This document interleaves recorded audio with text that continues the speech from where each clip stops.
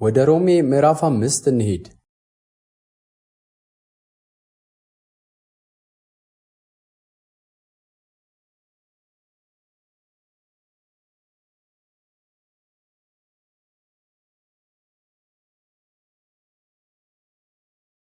ከቁጥር 12 ጀምሬ ያነባዋለሁ። ሮሜ ምዕራፍ 5 ቁጥር 12። ስለዚህም ምክንያት ኃጢአት በአንድ ሰው ወደ ዓለም ገባ፣ በኃጢአትም ሞት።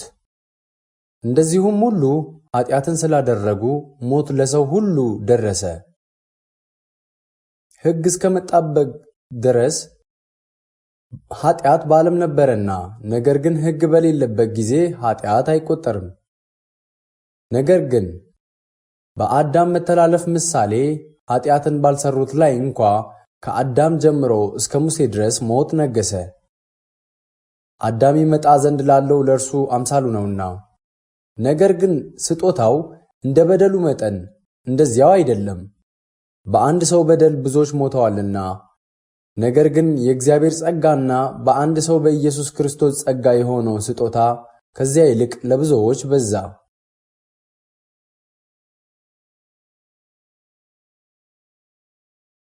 አንድ ሰውም ኃጢአትን በማድረጉ እንደሆነው መጠን እንደዚያው ስጦታ አይደለም። ፍርድ ከአንድ ሰው ለኩነኔ መጥቷልና፣ ስጦታው ግን በብዙ በደል ለማጽደቅ መጣ።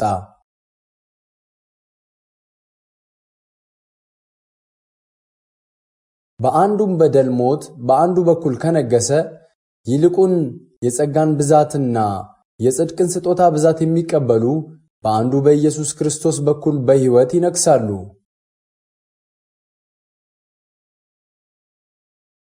እንግዲህ በአንድ በደል ምክንያት ፍርድ ለኩነኔ ወደ ሰው ሁሉ እንደመጣ፣ እንዲሁም በአንድ ጽድቅ ምክንያት ስጦታው ሕይወትን ለማጽደቅ ወደ ሰው ሁሉ መጣ። በአንዱ ሰው አለመታዘዝ ብዙዎች ኃጢአተኞች እንደሆኑ፣ እንዲሁ ደግሞ በአንዱ መታዘዝ ብዙዎች ጻድቃን ይሆናሉ። በደልም እንዲበዛ ሕግ ጭምር ገባ። ዳሩ ግን ኃጢአት በበዛበት ኃጢአት በሞት እንደነገሰ፣ እንዲሁም ደግሞ ጸጋ ከጌታችን ከኢየሱስ ክርስቶስ የተነሳ በጽድቅ ምክንያት ለዘላለም ሕይወት ይነግስ ዘንድ ጸጋ ከመጠን ይልቅ በለጠ።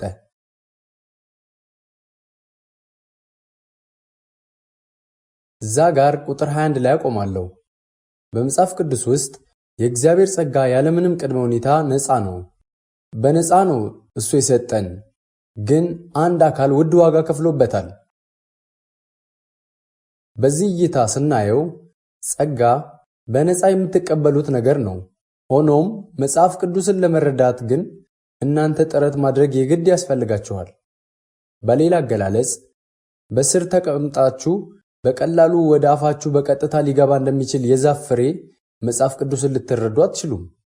ልክ ወርቅ፣ ብርና ሀብቶችን እንደምትፈልጉ እንዲሁ መጽሐፍ ቅዱስን ማሰስ አለባችሁ። የሆኑ ሰዎች ወደ ማለዳ ጸሎት ፕሮግራሞች ይሄዱና በግለት ይጸልያሉ። እናም ሰዎች እንዲህ ያለ የጋለ ስሜት የሃይማኖት በጣም ትልቁ ደረጃ ነው ይላሉ።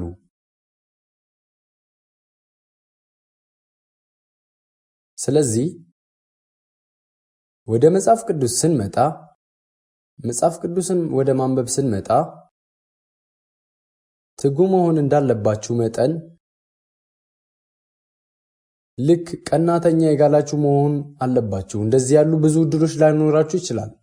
ሮሜ ምዕራፍ 5 ቁጥር 12 ጀምረን እናጠናለን።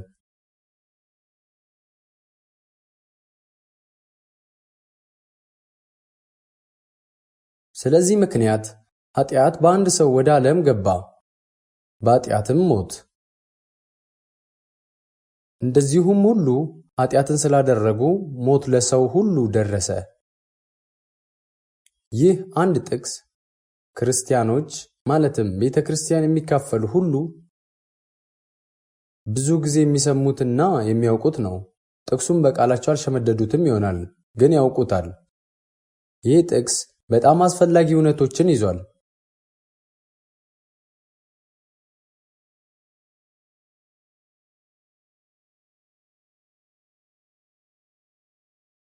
እርግጥ ነው ኃጢአት በአንድ ሰው ወደ ዓለም ገባ ሲል በቀላሉ ያ አዳም ነው ካላችሁ መጨረሻው ምን ይሆናል? እኔ ስለዛ ልሰብክ እንኳ አያስፈልገኝም ነበር። ይህን ጥቅስ መመልከት ሳያስፈልገን እንዲሁ በቀላሉ አንድ ጊዜ አንብበነው ይሄ አዳም ነው እንለው ነበር። እኔም የዓለማችንን አጭሩን ስብከት እሰብክ ነበር። ነገር ግን ይህ ጥቅስ የዓለማችንን ረጅሙን ታሪክ የያዘ ክፍል ነው። የሰው ልጅ ባይኖር ኖሮ መኖር የማያስፈልገው ታሪክ ነው። ስለ ሰው ልጅ ታሪክ እያወራው ነው። የሰው ልጅ ታሪክ ከተወሰኑ ጥቂት ጉዳዮች ጋር ቀጥሏል።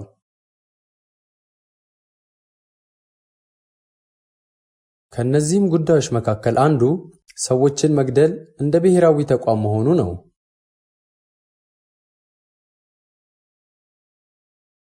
በታሪክ ውስጥ ይሄ በአሁኑ ጊዜ እንኳን እውነት ነው አይደል እንዴ? ምን ያህል ሰዎችን በጅምላ መግደል ወይም ማክሰል የሚችሉበትን መንገድ ለማግኘት ጥረት ያደርጋሉ። ከራሳቸው ዜጎች ግብር መሰብሰብ፣ በተቀናቃኞቻቸው ሀገራት ያሉ ህዝቦችን ለመግደል በጥሩ ሁኔታ እና በሚገባ መጠቀም የሚችሉበት ሁኔታንም ለመፍጠር ጥረዋል። ይሄ አይነት ጥናት እስከ 20ኛው ክፍለ ዘመን መጨረሻ ድረስ በሙሉ ቁርጠኝነት ሲካሄድ ቆይቷል።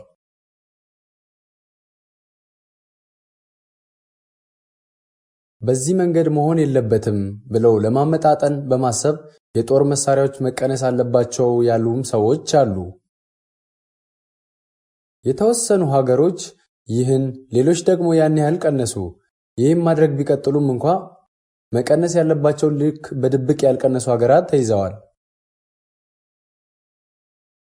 በዚህ ዘመንና ጊዜ ስንኖር በቀላሉ አይናችንን ብንጨፍን እና ስለዚህ ባናስብ ራሳችሁንም በኑሮ በምትሰሩበት ስራና በቤተሰባችሁ ብትወጥሩ ሁሉ ነገር ሰላም ይሆናል ብላችሁ ልታስቡ ትችላላችሁ። ግን ሁላችንም ይህችን ምድር የተባለች መርከብ ተሳፍረናል። ይህች መርከብ በአጥናፈ ዓለም ውስጥ እየተንሳፈፈች ነው። በታሪክ ጎማ ላይ ምድር ስትዞር ሁልጊዜም ህመምን ታስተናግዳለች። ስለሆነም ሰዎች በዚህ ምድር ላይ ይወድቃሉ፣ ነፍሳቸውም ምድርን ትለያለች። ይሄ የሆነው በአንድ ውጤት ምክንያት ነው፣ ማለትም በአንድ ክስተት ምክንያት። ስለዚህ ወሳኝ ጉዳይ ሰዎችን ብዛም በጥልቀት አያስቡበትም። ቅድም ያነበብነው የመጽሐፍ ቅዱስ ጥቅስ ከሰው ልጅ መጀመሪያ አንስቶ እስካሁን በመላው ዓለም ባለው ሰው ሁሉ ላይ ይሰራል። ሁሉም ሰው በዚህ አንድ ጥቅስ ውስጥ ተካቷል። ገና የሚወለዱትንም ያካትታል። በስተመጨረሻም የሚሞቱን ሰዎች ሁሉ ያካትታል። ይህ ታሪክ እስከ መቼ እንደሚቀጥል አላውቅም። ግን በዚህ ጦጣዎችን በማያካትተው በሰው ዓለም ሰው ሆኖ የተወለደ ሁሉ ይህን አያመልጥም። ይህ ጥቅስ በሁሉም ላይ ይሰራል። ስለዚህ ምክንያት ኃጢአት በአንድ ሰው ወደ ዓለም ገባ፣ በኃጢአትም ሞት። በተመሳሳይ ቁጥር ላይ እንዲህ ይላል፣ እንደዚሁም ሁሉ ኃጢአት ስላደረጉ ሞት ለሰው ሁሉ ደረሰ።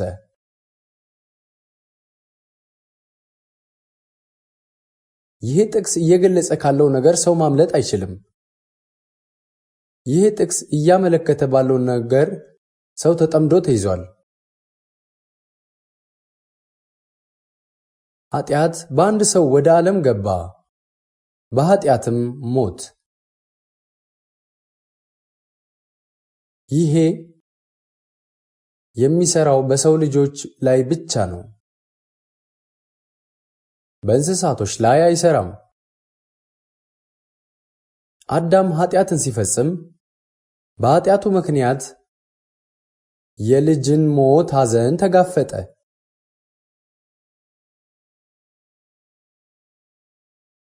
የገዛ ልጁ ሌላኛውን ልጁን ገደለበት። ጥልቅ ሐዘን ተጋፈጠ። ይሄው ነው ገዝፎ በዚህ ዓለም ጦርነቶች የተገለጠው፣ እናም እስካሁን ጊዜ ድረስ የቀጠለው አይደለምን? ሀገራት ሀገራትን ይመታሉ፣ ሰዎች ሰዎችን ይገላሉ፣ ወላጆች ለልጆቻቸው ጠላቶች ሆኑ፣ ወንድሞች ለወንድሞቻቸው ጠላት ሆኑ፣ እናም እርስ በርስ ይገዳደላሉ። የሰው ልጅ የኃጢአትን ውጤት መጋፈጡን ቀጥሏል። መጽሐፍ ቅዱስ ሞት ለሰው ሁሉ ደረሰ ሲል በታሪክ ውስጥ ባለ በየትኛውም ጊዜ ያለ ሰው በዚህ ውስጥ አልተካተተም የሚል ሰው የለም፣ አንድስ እንኳ። ስለዚህ ምክንያት ኃጢአት በአንድ ሰው ወደ ዓለም ገባ፣ በኃጢአትም ሞት። እንደዚሁ ሁሉ ኃጢአትን ስላደረጉ ሞት ለሰው ሁሉ ደረሰ። ሞት በኃጢአት በኩል መጣ። ኃጢአት በጭራሽ አይመለከተኝም የሚል አንድ ሰው እንኳ የለም። በኃጢአት መካከል ስለሆነ የምንኖረው የማይቀር ነገር ነው።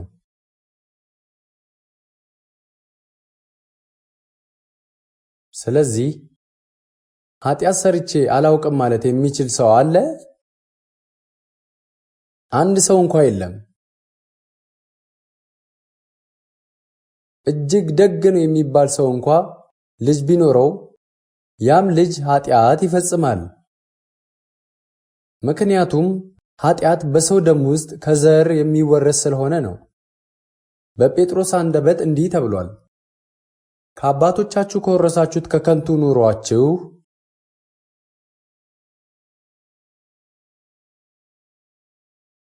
እኛ ልናስባቸውና ልንፈጥራቸው የምንችላቸው ሁሉም ኃጢአቶች፣ ክፉ ተግባራት አባቶቻችን የፈጸሟቸው ኃጢአት ቅጂዎች ናቸው።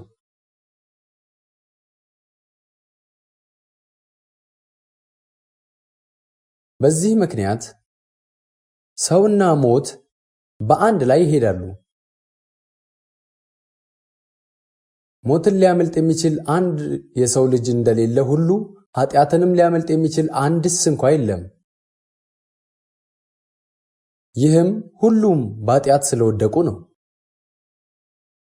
ኃጢአት በአንድ ሰው ወደ ዓለም ገባ ሲል ኃጢአት ወደ ኮሪያ ዓለም ወይም ወደ አሜሪካ ዓለም ወይም ወደ ሮም ዓለም ገባ ማለት ሳይሆን ሰውን ወደሚገናኝበት ቦታ ሰው መኖር ወደ ቀጠለበት ማለትም ወደ ሰው አእምሮ ገባ ማለት ነው። በጎዳናዎች ላይ ኃጢአት በውጭ በግልጽ አይታይም። ኃጢአት በአይን አይታይም። በአጉሊ መነጽር ወይም በማይክሮስኮፕ ብትመለከቱ እንኳ የሚታይ አይደለም። የኃጢአት ውጤቶች በአይን የሚታዩ ናቸው። ምክንያቱም ከነዚህ ውጤቶች ጀርባ አንድ ምክንያት ስላለ ነው። ይህም ምክንያት ሁሉም ሰው ከመጀመሪያም ከኃጢአት ጋር ስለሚወለድ ነው። መጽሐፍ ቅዱስ እንደሚለው ኃጢአት በአንድ ሰው ወደ ዓለም ገባ፣ ጻድቅ የለም አንድስ እንኳ። ከመወለዳቸው ጀምሮ እንኳ ክፉዎች ይስታሉ፣ ውሸትንም በማሰራጨት።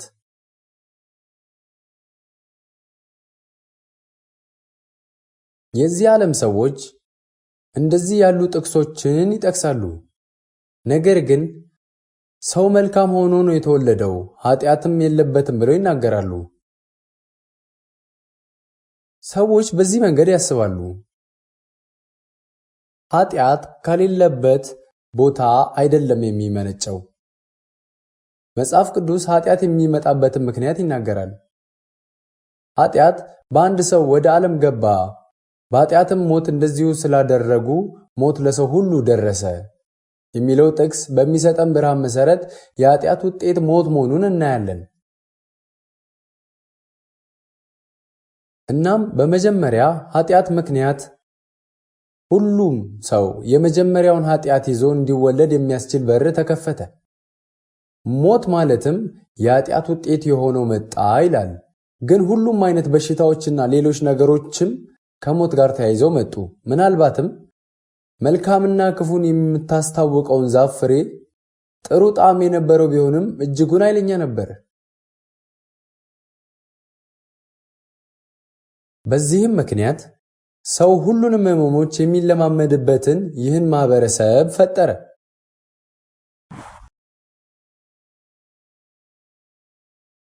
ሞት ለሰው ሁሉ ደረሰ በሚለው ቃል ብርሃን መሰረት ወደ ሰዎች ሁሉ የመጣውን ይህንን ሞት የሚያስቀር መንገድ ማንም እንደሌለው እናውቃለን።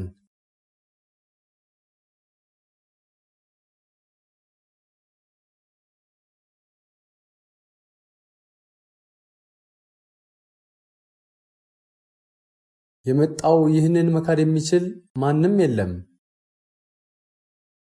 ሞት በኃጢአት መጣ።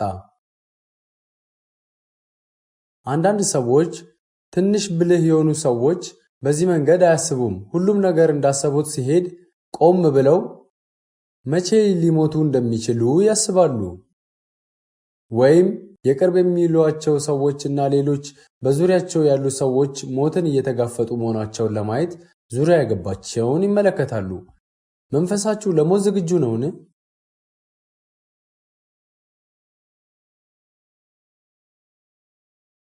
ሰዎች ሌሎች ሰዎች ብቻ ሞትን የሚጋፈጡና ሞት በተራራው ወዲያኛው አቅጣጫ የሚገኝ ይመስላቸዋል። ግን ያ አይደለም ነገሩ።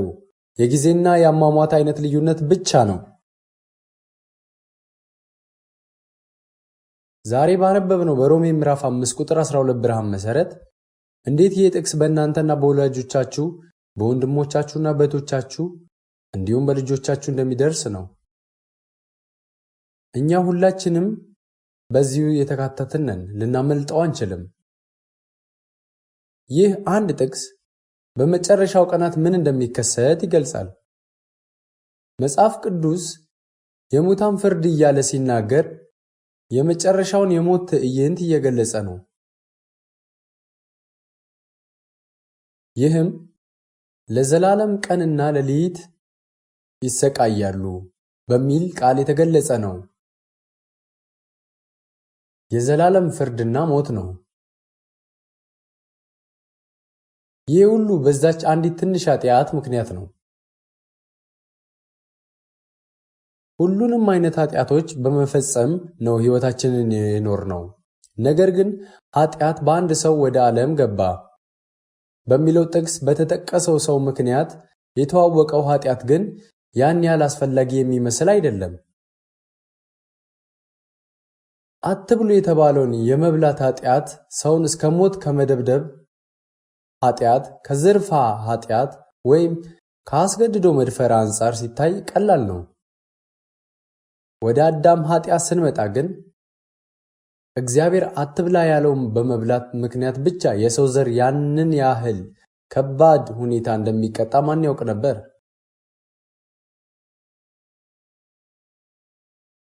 ምን ያህል ታላቅ ፍርድ ነው!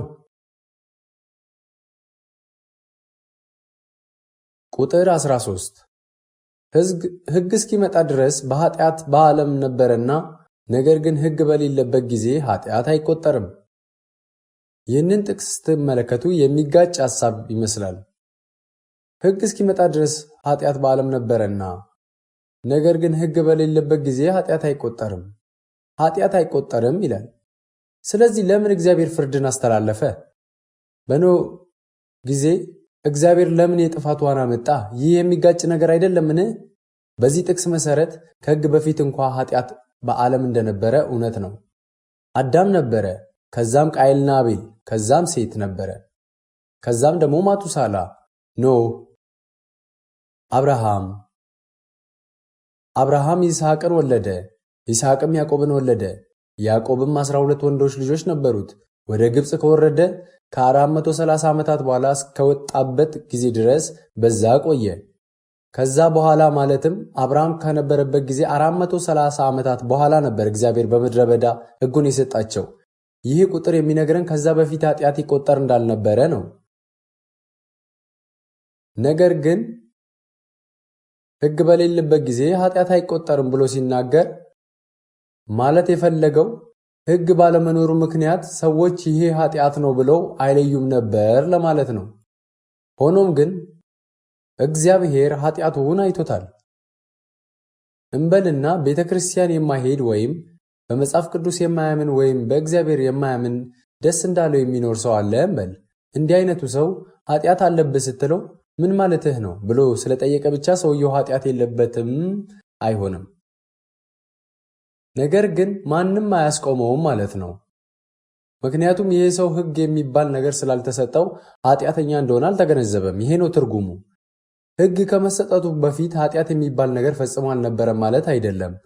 ሰው በጣም ብዙ ኃጢአቶች ስለፈጸመ ነው ፍርድ የመጣው፣ ሞትም የመጣው። ነገር ግን በአዳም መተላለፍ ምሳሌ ኃጢአትን ባልሰሩ ላይ እንኳን ከአዳም ጀምሮ እስከ ሙሴ ድረስ ሞት ነገሰ።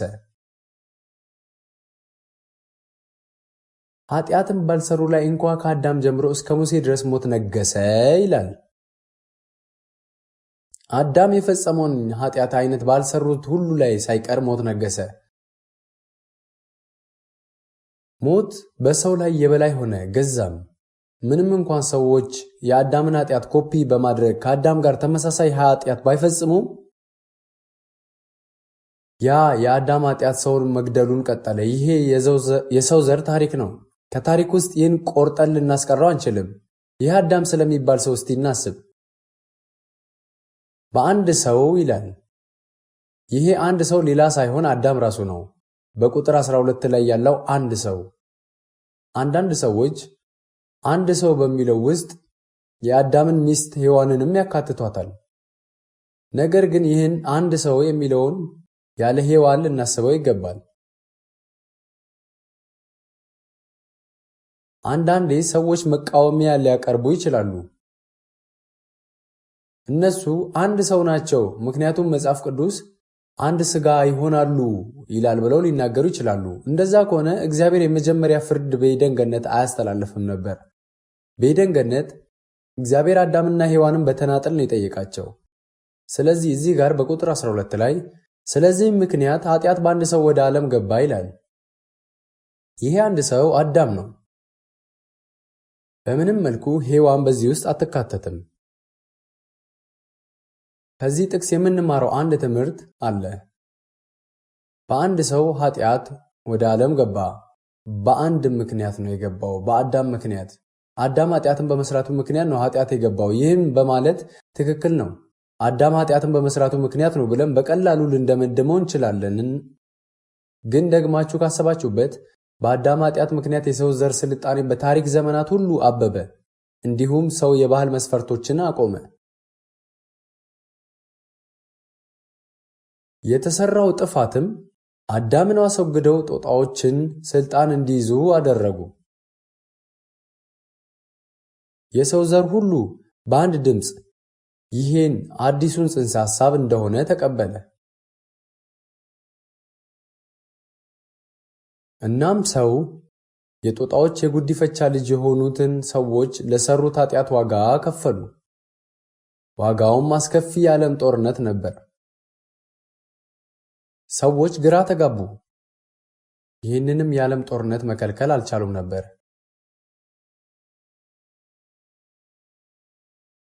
የሰው ክብር ወደ መሬት ወደቀ፣ ልክ እንደ ትል ሆኖ ተረገጠ።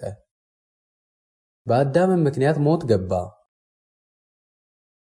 ነገር ግን በአዳም መተላለፍ ምሳሌ ኃጢአትን ባልሰሩት ላይ እንኳን ከአዳም ጀምሮ እስከ ሙሴ ድረስ ሞት ነገሰ። ብዙ መልካም ሰዎች በዚህ ዓለም አሉ። ብዙ ሰዎችም እንዲህ አይነት አሰቃቂ ኃጢአቶችን አያደርጉም። ግን ኃጢአት በሰው ተፈጥሮ ውስጥ ነው ያለው። ኃጢአትን ማምለጥ የሚችል አንድስ እንኳ ሰው የለም። ስለዚህም ሞት የሚለው ነገር ዓለምን መግዛት ቀጠለ። ምክንያቱ ደግሞ የሰው ዘር ሁሉ የወከለው የመጀመሪያው ሰው አዳም ኃጢአትን ስላደረገ ነው።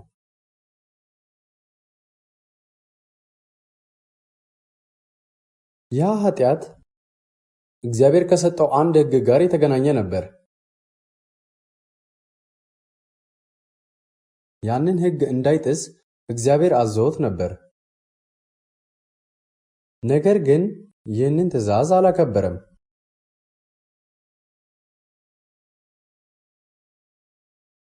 ይህ ትእዛዝ ያለማክበር ድርጊት ነበር። ይህንን ትእዛዝ ሌላ ሰው ሳይኖር በፊት ነበር የተቀበለው። የመጀመሪያው የሰው ልጅ ሳለ የተቀበለው አንድን ነገር እንዳያደርግ ነው። ወደ ዘፍጥረት ምዕራፍ 1 እንሂድ።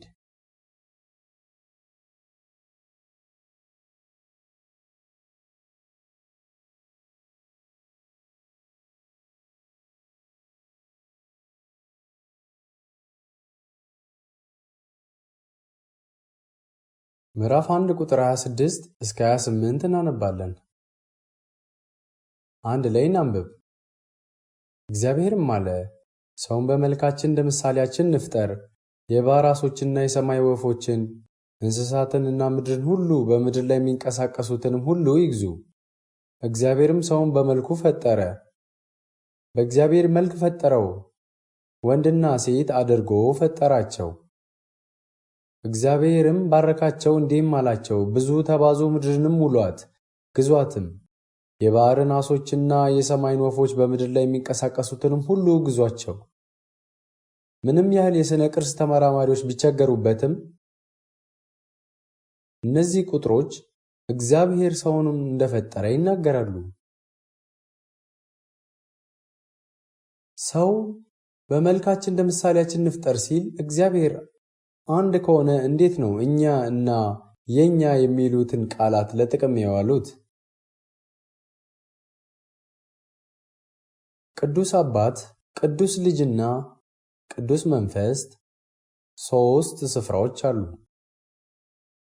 ይህ እግዚአብሔር ነው ሰውን በእግዚአብሔር ምሳሌ እንደፈጠረው የተናገረው። በባህሪው እና በሌሎች ጉዳዮች ሰው ፈጣሪውን ይመስላል። እንደዛ ነው የሰውን የፈጠረው። ወንድና ሴት አድርጎም ፈጠራቸው ይላል። እዚህ ጋር ሁለት ሰዎች እናገኛለን። ይሄ ግን ልጅ ከመውለዳቸው በፊት ነው። እግዚአብሔር ለአዳም የሆነ ትእዛዝ ሰጠው።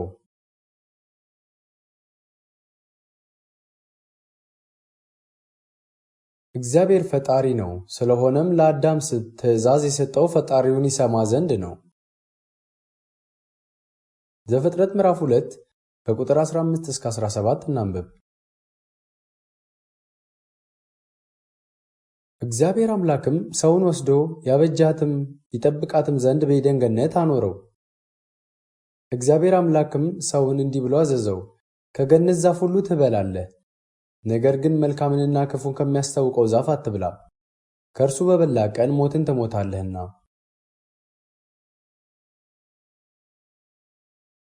በዚህ ንባብ ውስጥ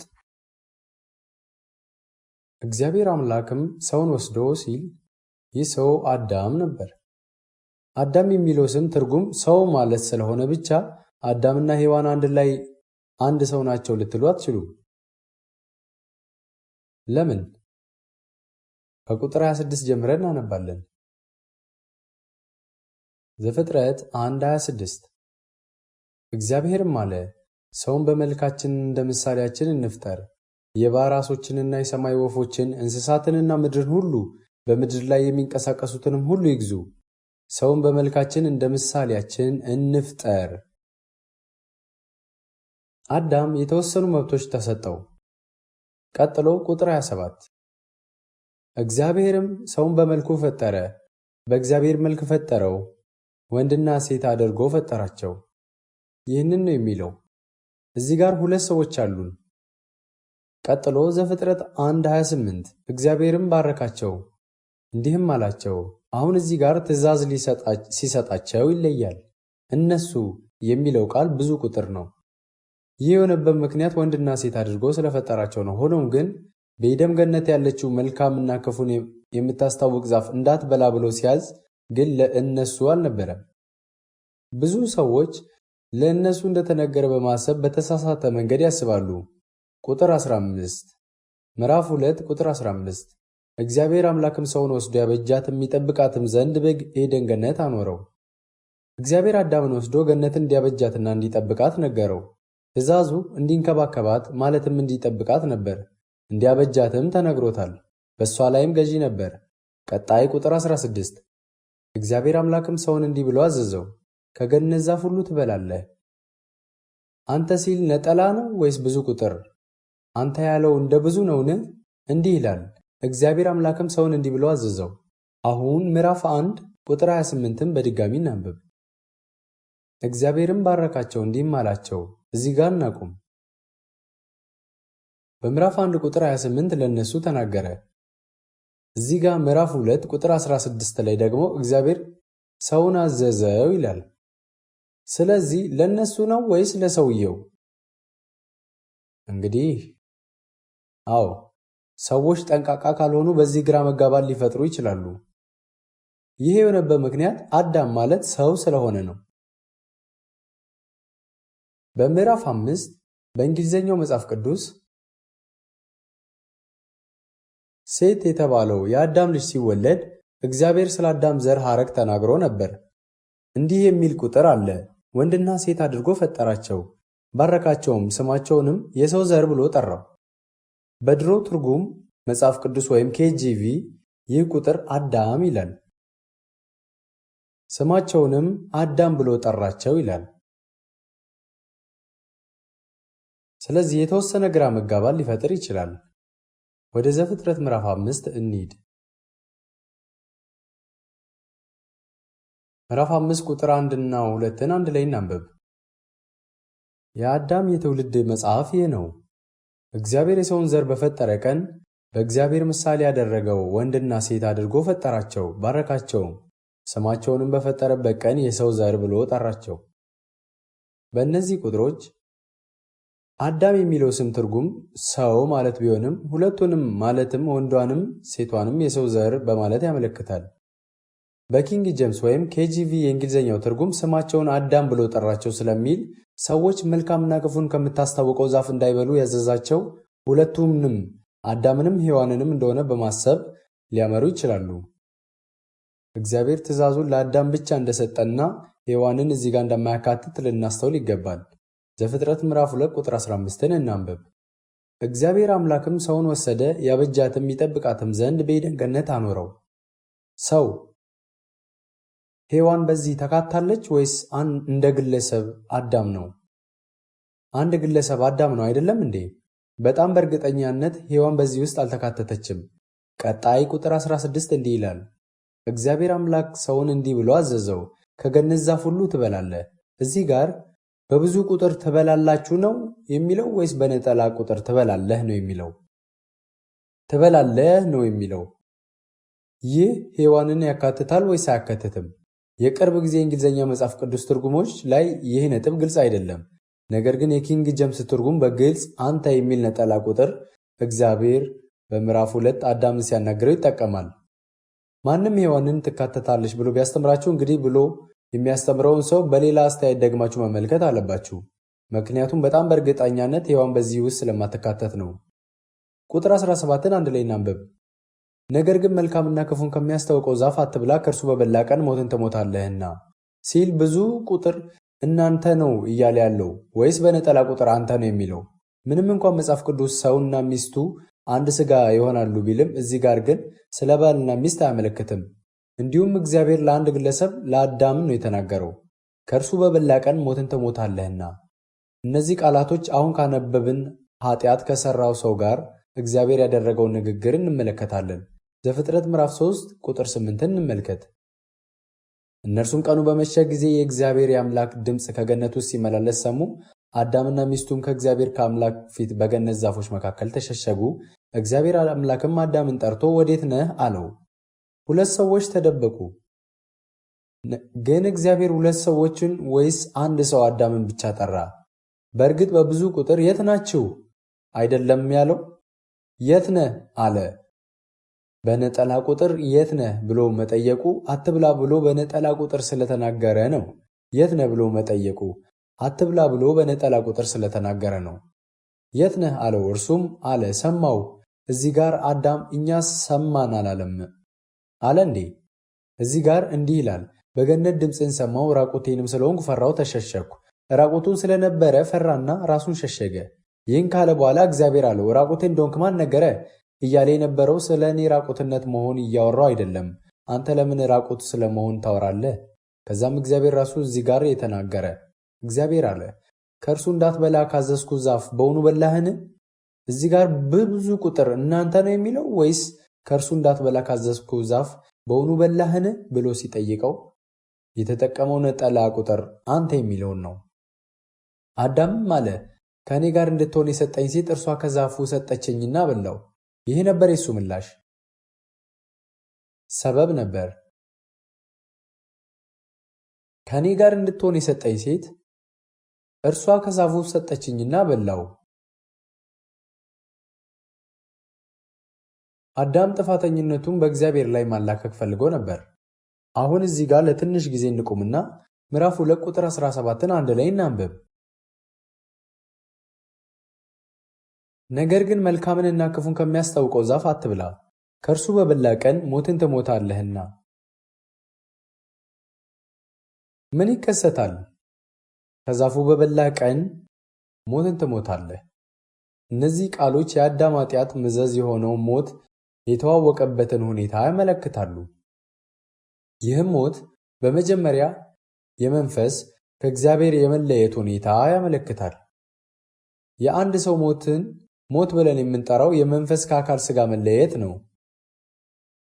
የመጀመሪያው ሰው አዳም ሞት ግን ከእግዚአብሔር የመለየት ጉዳይ ነው።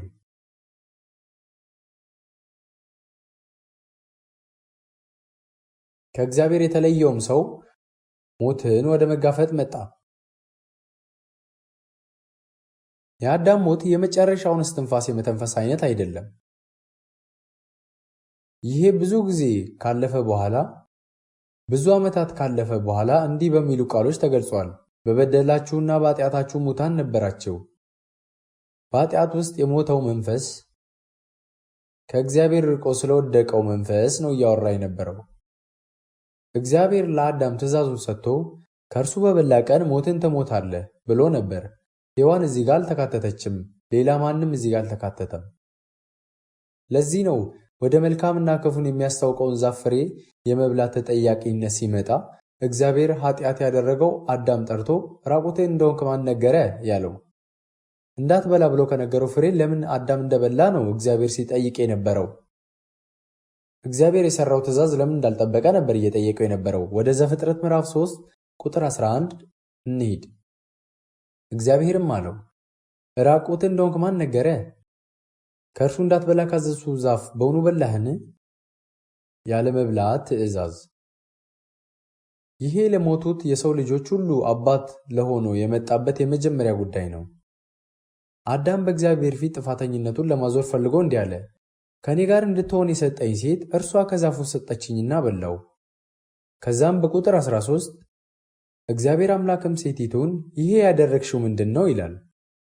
እግዚአብሔር እነዚህን ቃሎች ሲላት አውዱን ስንመለከት እግዚአብሔር ፍሬውን መብላት ይኑርባት አይኑርባት ሔዋን እንዳልነገራት ጥቆማ ይሰጣል። በትእዛዙ ውስጥ እሷ አልተካተተችም። ከእግዚአብሔር ጋር ወደ ነበረው ውል ስንመጣ ትእዛዙ በጣም በእርግጠኝነት የአዳም ነበር። ሔዋን የተካተተችበት ነገር አልነበረም። ነገር ግን እዚህ ጋር ብትመለከቱ ሔዋን በሌላ በጣም በተለየ ነጥብ ተፈትና ነበር። ዘፍጥረት ምዕራፍ 3 እንደገና እንግለጥ ከቁጥር 1። ማንበብ ከመጀመራችን በፊት ማሰብ ያለባቸው አንድ ነገር አለ። እግዚአብሔር ከገነት ዛፍ ሁሉ ትበላለህ አለ። እግዚአብሔር ለአዳም በነፃነት መብላት እንደሚችል ነገረው። እግዚአብሔር ጨምሮም መልካምና ክፉን ከሚያስታውቀው ዛፍና የሕይወት ዛፍ እንዳለ ተናገረ። አዳም ግን የሕይወትን ዛፍ ከመብላት በፊት መጀመሪያ መልካምና ክፉን ከሚያስታውቀው ዛፍ ፍሬ በላ። እንዲበላው ምን አነሳሳው? እግዚአብሔር ገነትን እንዲያበጃትና እንዲጠብቃት ትእዛዝ ሰጠው። ለአዳም ንጉሣዊ ሥልጣን ሰጥቶት ኤደን ገነትን እንዲያበጃትና እንዲጠብቃት አዘዘው። አዳምም መጠበቅ ነበረበት። ስለዚህ አዳም ቢሆን ኖሮ የተፈተነው እግዚአብሔር እንዲያበጃትና እንዲጠብቃት ነግሮኛል ብሎ ይመልስ ነበር። ምክንያቱም ትእዛዙን ከእግዚአብሔር የተቀበለው ራሱ አዳም ስለነበረ እባቡም ምንም ማድረግ አይችልም ነበር። እግዚአብሔር በፈጠረው ኤደን ገነት ውስጥ ሰይጣን ነበር። ለዚህ ነበር እግዚአብሔር አዳምን እንዲንከባከባት እንዲጠብቃት ያደረገው። ስለዚህ እዚህ ጋር እንደዚህ ይላል፣ እባብም እግዚአብሔር አምላክ ከፈጠረው ከምድር አውሬ ሁሉ ይልቅ ተንኮለኛ ነበር። ሴቲቱንም በውኑ እግዚአብሔር ከገነት ዛፍ ሁሉ እንዳትበሉ አዟልና አላት። እባቡ ምን እንደሚከሰት ለማየት እየተጠባበቀ ነበር። ለአዳም የተነገሩትን ቃላት ዲያብሎስ ከፍ ባለና ጥርት ባለ ድምፅ ሳይሰማ አይቀርም። እነሱም ከእርሱ በበላ ቀን ሞትን ትሞታለህ የሚሉትን ቃላት ናቸው። ስለዚህ አዳም ወደ ጎን በመተው ወደ ሔዋን ሄደ። የቀደመው እባብ የሚለው ቃል ዲያብሎስን ያመለክታል። በእባቡ ሰይጣን ነበር። ለሴቲቱም በውኑ እግዚአብሔር እንዳትበሉ የሚለውን አላት። እባቡ ለመጀመሪያ ጊዜ በብዙ ቁጥር እናንተ የሚለውን ተጠቀመ። ምን ያህል መልካም ቢሆን ነው እባቡ ሔዋንን ያካተታት? እንደተሞገሰች ሳይሰማት አይቀርም። በውኑ እግዚአብሔር እንዳትበሉ ብሏልን?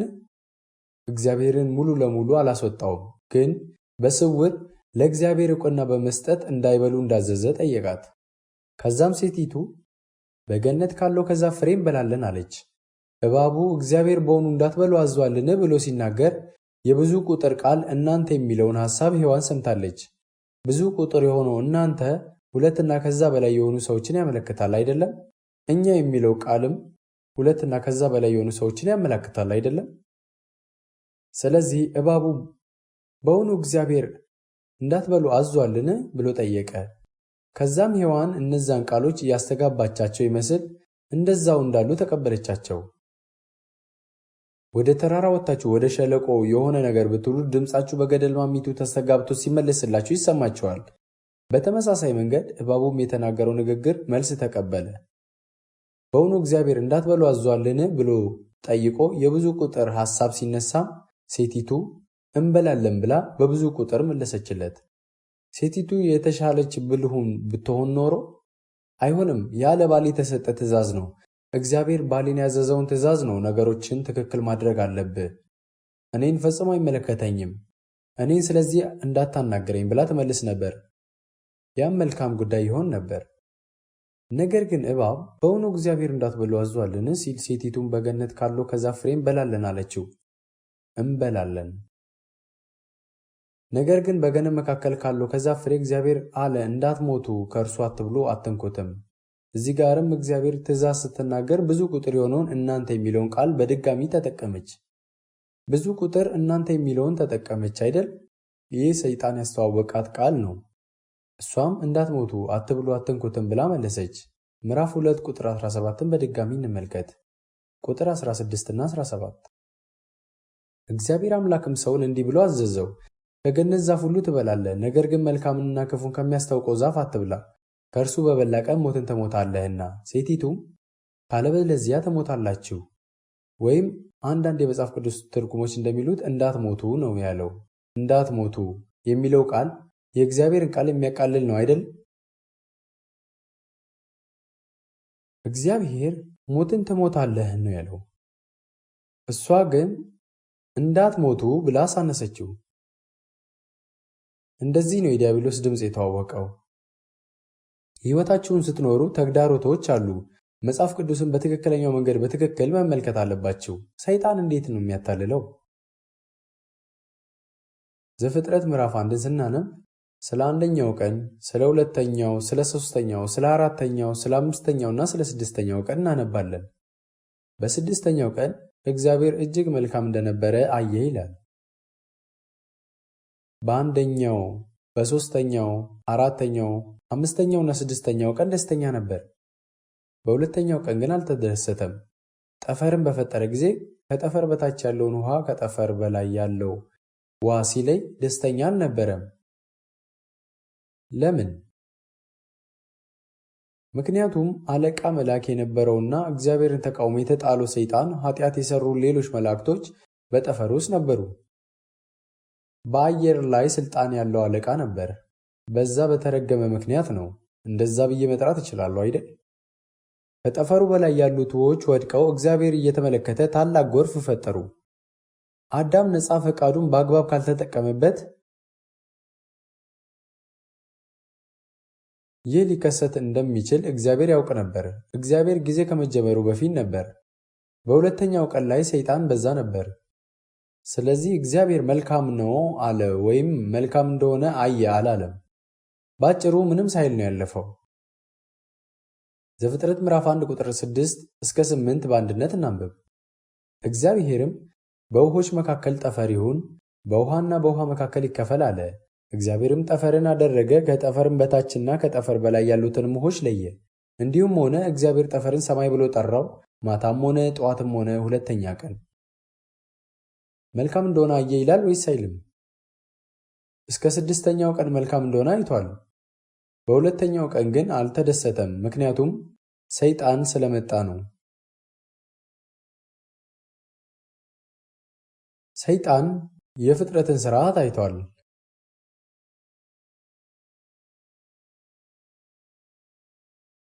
ያ ብቻ አይደለም። እግዚአብሔር በኤደን ገነት ለአዳም ከእርሱ በበላ ቀን ሞትን ትሞታለህ ሲለው እግዚአብሔር ገነትን ሊጠብቃት ነግሮታል።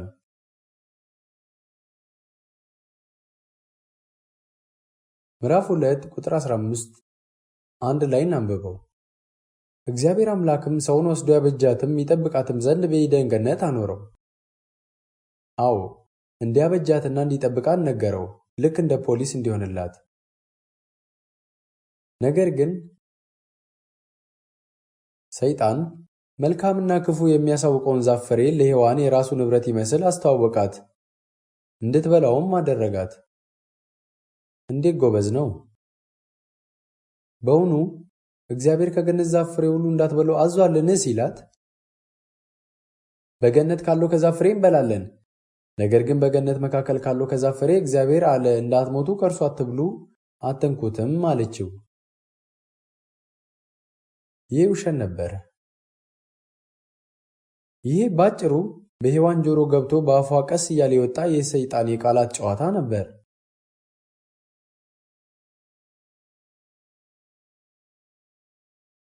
ቁጥር 4 እንዲህ ይላል፣ እባቡም ለሴቲቱ አላት፣ ሞትን አትሞትም። ሞትን አትሞቱም።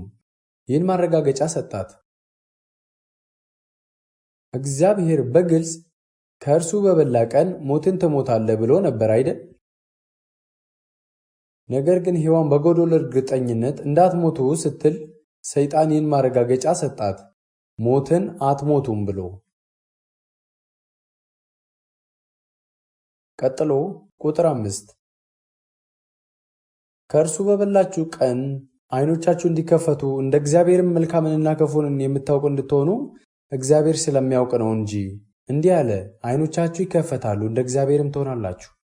ግን ዓይኖቻቸው አልተከፈቱም። እንደውም በውሸት ምክንያት እይታቸውን አጡ። ልክ በእጅግ ከፍተኛ ብርሃን ልትታወሩ እንደምትችሉ ማለት ነው።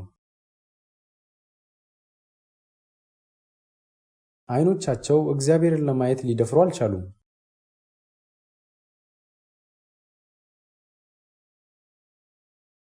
ዘፍጥረት 3 ሴቲቱም ዛፉን ለመብላት ያማረ እንደሆነ ለዓይንም እንደሚያስጎመጅ ለጥበብም መልካም እንደሆነ አየች። ከፍሬውም ወሰደችና በላች፣ ለባሏም ደግሞ ሰጠችው፣ እርሱም ከእርሷ ጋር በላ። የሁለቱም ዓይኖች ተከፈቱ፣ እነርሱም ራቁታቸው እንደሆኑ አወቁ። የበለስንም ቅጠሎች ሰፍተው ለእነርሱ ለራሳቸው ግልድም አደረጉ። እንዲህ ነው እፍረታቸውን ለመሸፈን የጣሩት። እንዲህ ነው ኃጢአት ወደ ዓለም የገባው። እንዲህ ነው ኃጢአት የገባው እና እግዚአብሔር በቅርበት አዳምን ጠየቀው። ከዛም ሴቲቱን ይህ ያደረግሽው ምንድን ነው አላት። ከዛም እባቡን አናገረው። ወደ ዘፍጥረት ምዕራፍ 3 እንመልከት። ቁጥር 13 አብረን አንብበው። እግዚአብሔር አምላክም ሴቲቱን ይህ ያደረግሽው ምንድን ነው አላት። ሴቲቱም አለች፣ እባብ አሳሳተኝና በላው። እባብ አሳተኝና በላው።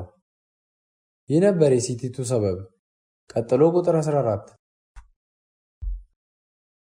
እግዚአብሔርም አምላክም እባቡን አለው፣ ይህን ስላደረግህ ከእንስሳት ከምድር አራዊትም ሁሉ ተለይተህ አንተ የተረገምህ ትሆናለህ፣ በሆድህም ትሄዳለህ፣ አፈርንም በሕይወትህ ዘመን ሁሉ ትበላለህ። በአንተና በሴቲቱ መካከል በዘርህና በዘርዋ መካከል ጠላትነት አደርጋለሁ።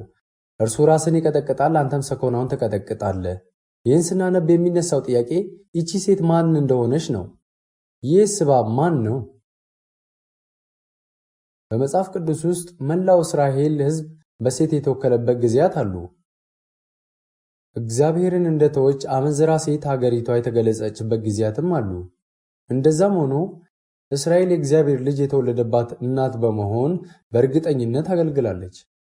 በዛም ሆነ እዚህ ጋር እግዚአብሔር ለሴቲቱ ፍሬው እንዳትበላ ትእዛዝ አልሰጣትም።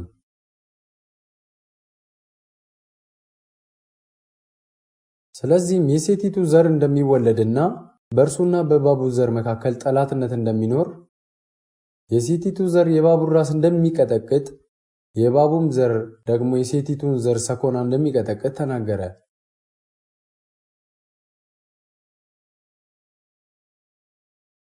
በሰው ዘር ታሪክ ውስጥ በዚህ ዓለም በሰይጣንና በእግዚአብሔር ቃል መካከል ያለው ግጭት የጀመረው እንዲህ ነበር።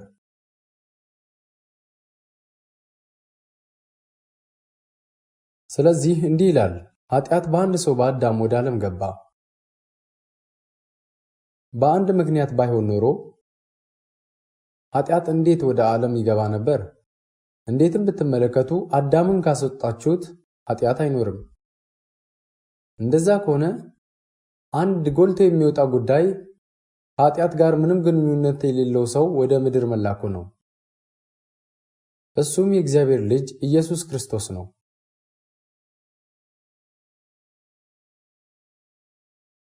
በሰማይ የታቀደው እሱ ነበር። አዳም በፈጸመው ኃጢአት ምክንያት ወደ ዓለም መጣ። ጥፋትና ሞትም መጣ። በአንድ ሰው በኢየሱስ ግን ተስፋ ሊኖረን ቻለ። አሁን ከዘፍጥረት ወደ ሮሜ እንሂድ።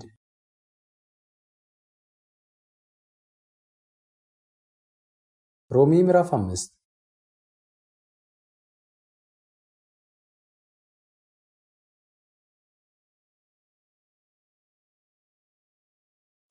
ቁጥር 14ን አንድ ላይ እናንብብ። ነገር ግን በአዳም መተላለፍ ምሳሌ ኃጢአትን ባልሰሩት ላይ እንኳ ከአዳም ጀምሮ እስከ ሙሴ ድረስ ሞት ነገሰ። አዳም ይመጣ ዘንድ ላለው ለእርሱ አምሳሉ ነውና።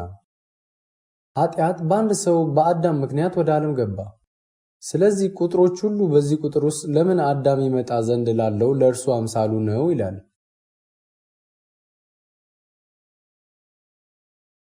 ሊመጣ ዘንድ ላለው የሚለውን ለማጥፋት ትመኝ ይሆናል። ማን ነው ሊመጣ ዘንድ ያለው? ኢየሱስ ነው አይደለም? ሊመጣ ዘንድ ላለው እኛ ከምንኖርበት ዘመን በኋላ የሆነ ጊዜ የሚመጣ የሆነ ሰው አይደለም። እንዲሁም ሊመጣ ዘንድ ላለው የሚለው የሚያመለክተው ከአዳም አንጻር ነው፣ ኢየሱስን ያመለክታል። አዳም ሊመጣ ዘንድ ላለው ለእርሱ አምሳሉ ነውና፣ አዳም ይመጣ ዘንድ ላለው ኮፒው ነበር። በሌላ አነጋገር ዋናው የእግዚአብሔር ልጅ ኢየሱስ ነው። አዳም ደግሞ የእሱ ምሳሌውን ነበር። ልክ እናንተ ሕንፃ ከመገንባታችሁ በፊት ንድፍ እንደሚኖራችሁ አዳም እንደ ንድፍ እንደ ሞዴል ቅጂ አይነት ነው። በንድፍ መሰረት ትንሽዬ ሞዴል ቤት መስራት ይቻላል አይደለም? በተመሳሳይ የእግዚአብሔር ልጅ ሲመጣ አዳም እግዚአብሔር ልጅ ኮፒ እንደነበር ተገለጠ። ስለዚህ መጽሐፍ ቅዱስን ስትመለከቱ እግዚአብሔር አዳም ፍሬውን እንዳይበላ እንዳዘዘው ግን ሔዋን እንደበላችው ለአዳምም ወስዳ እንዳበላችው ማየት ትችላላችሁ።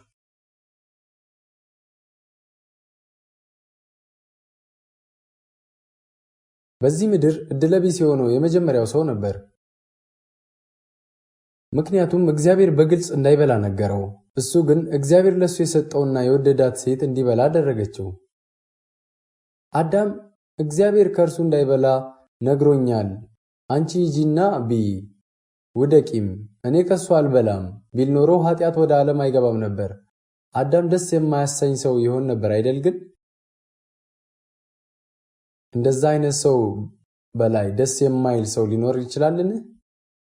ግን አባታችን እንደዛ መጥፎ ሰው አልነበረም። መልካም ጸባይ ነበረው። በወንድነትም ስለበላሽው ትሞቻለሽ አይደል? እኔም እበላዋለሁ በቃ አላት። እንዲህ ብለን ካሰብን በአዳም ውስጥ መልካም ነገር እናያለን አይደል? እንግዲህ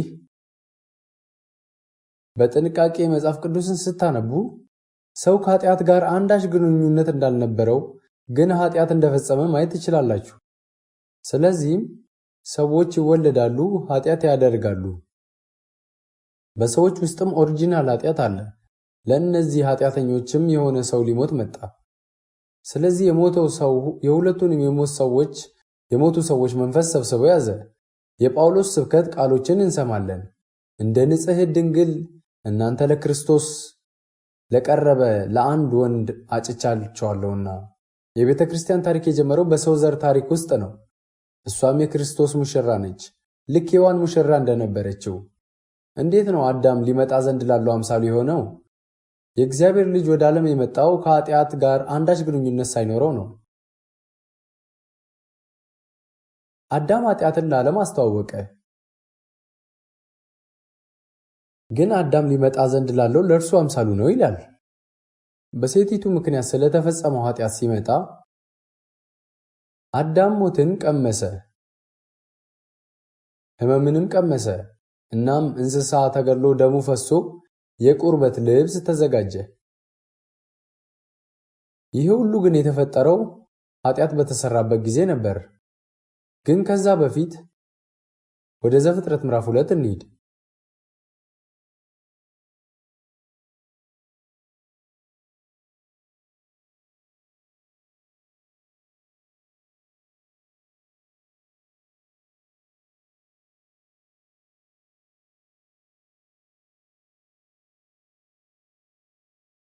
ዘፍጥረት ምዕራፍ 2 ቁጥር 20፣ 21፣ 22 እና 23ን አንድ ላይ እናንብብ። አዳምም ለእንስሳት ሁሉ፣ ለሰማይ ወፎችም ሁሉ፣ ለምድር አራዊትም ሁሉ ስም አወጣላቸው። ነገር ግን ለአዳም እንደርሱ ያለ ረዳት አልተገኘለትም ነበር። እግዚአብሔር አምላክም በአዳም ከባድ እንቅልፍ ጣለበት፣ አንቀላፋም። ከጎኑም አንዲት አጥንትን ወስዶ ስፍራውን በሥጋ ዘጋው። እግዚአብሔር አምላክም ከአዳም የወሰዳትን አጥንት ሴት አድርጎ ሰራት፣ ወደ አዳምም አመጣት። አዳምም አለ፣ ይህች አጥንት ከአጥንቴ ናት፣ ሥጋም ከሥጋዬ ናት። እርሷ ከወንድ ተገኝታለችና ሴት ትባል። ስለዚህ ሰው አባቱንና እናቱን ይተዋል፣ በሚስቱም ይጣበቃል፣ ሁለቱም አንድ ሥጋ ይሆናሉ። በዚህ ንባብ ውስጥ አዳም በከባድ እንቅልፍ ውስጥ ሳለ በአንዲት የጎን አጥንቱ ሔዋን እንደተሰራች ይናገራል። አዳም ሊመጣ ዘንድ ላለው አምሳሉ ነው ሲል ለሚወለደው የእግዚአብሔር ልጅ ኮፒ ነበር ማለቱ ነው። አዳም ገና ምንም ከኃጢአት ጋር ግንኙነት ሳይኖረው በከባድ እንቅልፍ ውስጥ እያለ ነው ሚስቱ የተሰራችለት። ይሄ እግዚአብሔር ብቻ የሚያውቀው ሕመም ነበር። ያ ነው ከአዳም ጎን ሚስቱን ያመጣት።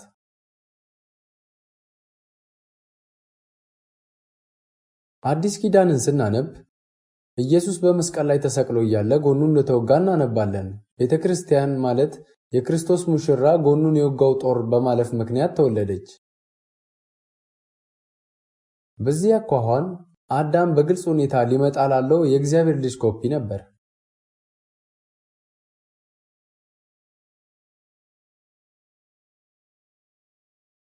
ወደ ሮሜ እንመለስ።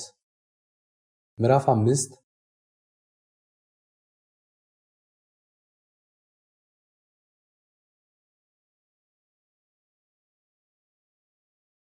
ቁጥር 14ን አንድ ላይ እናንብብ።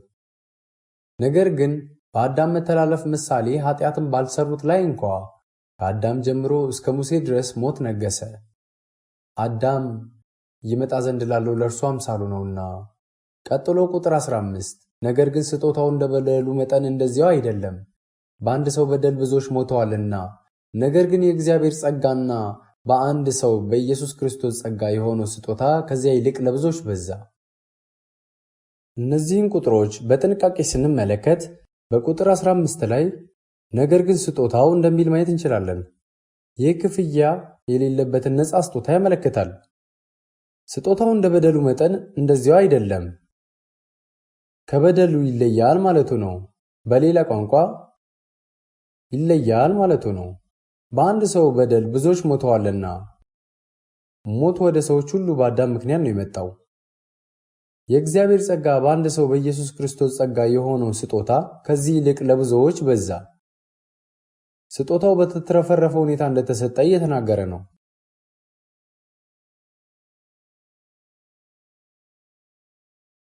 እንደ በደሉ መጠን እንደዚያው አይደለም ሲል በአዎንታዊ መንገድ ነው ወይስ ባሉታዊ መንገድ ነው ብዬ ለመረዳት ይህንን ብዙ ጊዜ አንብቤዋለሁ።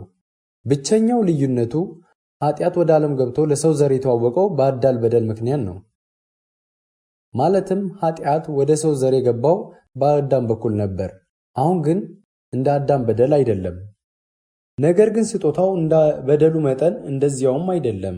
የአንድ ሰው በደሉ መጠን እንደዚያው አይደለም። ነገር ግን የእግዚአብሔር ጸጋና በአንድ ሰው በኢየሱስ ክርስቶስ ጸጋ የሆነው ስጦታ ከዚህ ይልቅ ለብዙዎች በዛ።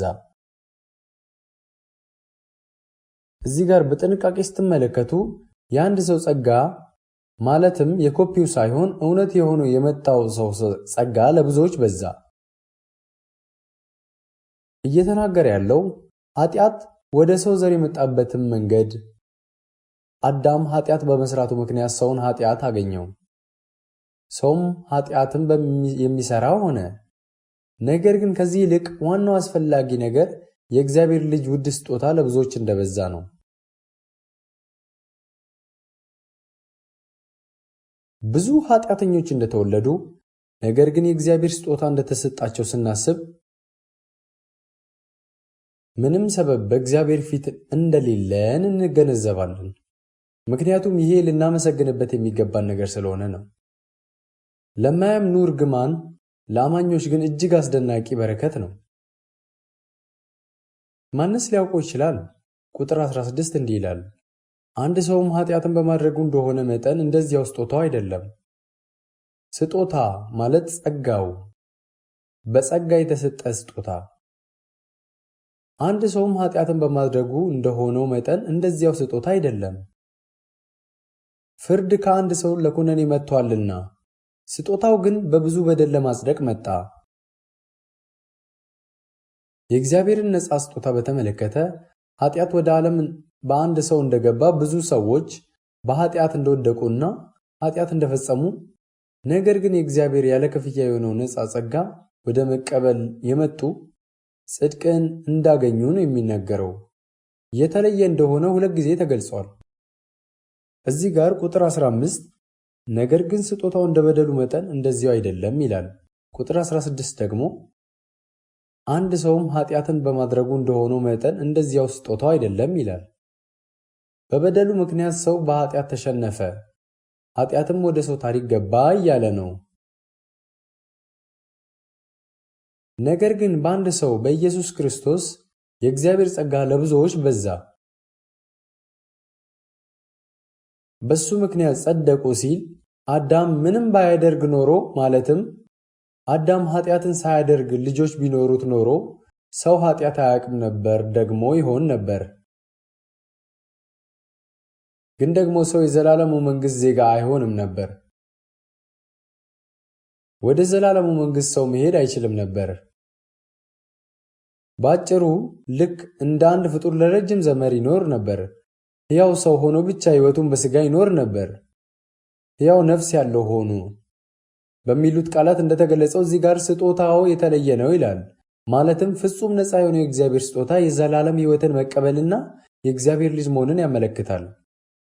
አዳም የእግዚአብሔር ልጅ አልነበረም። አዳም በእግዚአብሔር ልጆች መካከል አይካተትም። በአዳም ምክንያት ሁሉም ሰው ኃጢአተኞች ሆኑ፣ በኃጢአት ወደቀ፣ ወደ ሞትም መጣ። ነገር ግን በኢየሱስ ምክንያት ሁሉም ሰዎች በኢየሱስ እስካመኑ ድረስ በነፃ ይጸድቃሉ፣ ወደ መንግሥተ ሰማይም ይሄዳሉ። አዳም ኃጢአትን ሠራ። በዓለም ላይም ከኤደን ገነት በመባረሩ ምክንያት በጥልቅ ሐዘንና ሕመም ኖረ። ይህም በእሱና በልጆቹ ታሪክ ቀጠለ። በኢየሱስ ግን በማመናቸው ብቻ በእግዚአብሔር ውስጥ መሆን ያለ ደስታ በኤደን ገነት ውስጥ መሆን ካለው ደስታ ይልቃል።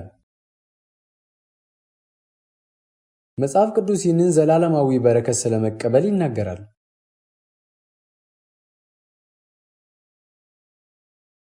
ይሄ ከአዳም በደል ሙሉ በሙሉ የተለየ ነው። ስጦታው ኮፒ ሳይሆን እውነተኛና ዋና በሆነው በእግዚአብሔር የራሱ በሆነው በእግዚአብሔር ልጅ በኩል ከብዙ በደል በኋላ መጥቷል። በብዙ በደል ለማጽደቅ መጣ በማለት ነው ይሄ የተገለጸው። ብዙ ሰዎችም የእግዚአብሔር ልጆች ሆኑ። ወደ አዳም ስንመጣ የሆነ ጥያቄ ልጠይቃችሁ።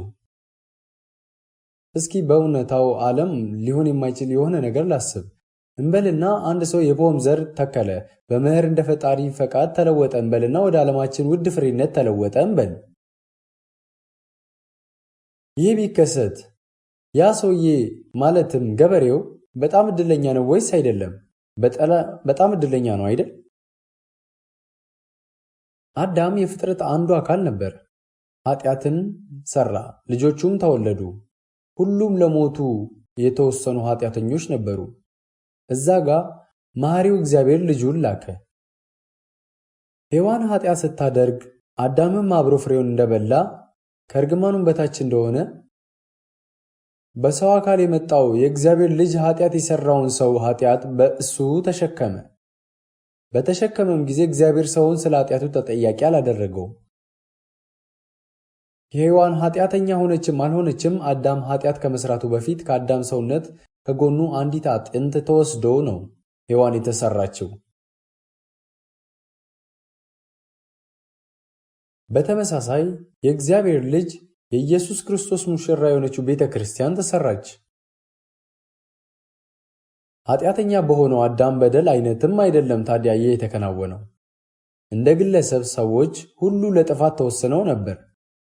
ስለዚህ ለእነሱ የእግዚአብሔር ልጆች መሆን አዳም ኃጢአት ከመስራቱ በፊት ከነበረው ሁኔታ እጅግ የሚሻል ነገር ነው።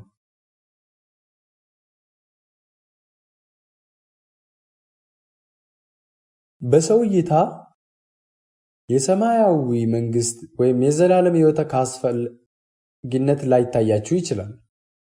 ለ500 ዓመታት መኖር እንዲሁም ልትመኙ ትችላላችሁ። በጠባብ ጭንቅላት እንዲህ ያለውን የሞኝነት ሐሳብ እንደ ሰው ልታስቡ ትችላላችሁ። ነገር ግን እግዚአብሔር በእንደዚህ አይነት ከንቱ ሕይወቶች ላይ አስደናቂ ሐዘኔታ ነበረው። ስለዚህ ዘፍጥረትን ስታነቡ የሆነ ሰው 900 ምናምን ዓመታት ሲኖር፣ አንዳንዶች ደግሞ 600 ወይም 500 ዓመት ኖረዋል። ሁሉም ሞቱ ይላል። ሁሉም ሲሞቱ እግዚአብሔር ያልሞተ አንድ ሰው ወሰደ። ማን ነበር ይህ ሰው? አዎ እንዲህ ይላል፣ እንደ ሄኖክ እስክንሆን ከእግዚአብሔር ጋር እንሄዳለን። ወደ ሰማይ ተወሰደ፣ ተቀበለ የሰማይን ሽልማት።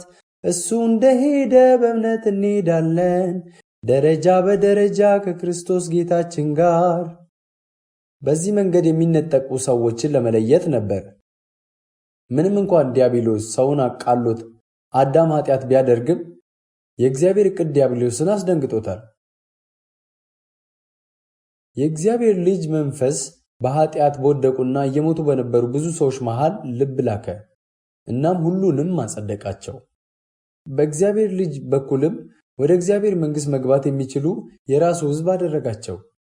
ይህንን በመጽሐፍ ቅዱስ ስንመለከት ከማመስገን በቀር ምንም ልናደርግ አንችልም። ከእነዚህም ሰዎች መሃል እንደሆናችሁ ብታስቡ ምን ያህል ታመሰግናላችሁ? ቀጥሎ ወደ ሮሜ ምዕራፍ 5 ቁጥር 17 እንሂድ።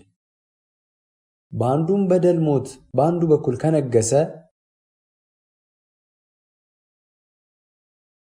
በሌላ ቋንቋ በአንድ ሰው በአዳም ምክንያት ማለትም ኃጢአት ስላደረገ ሞት ነገሰ።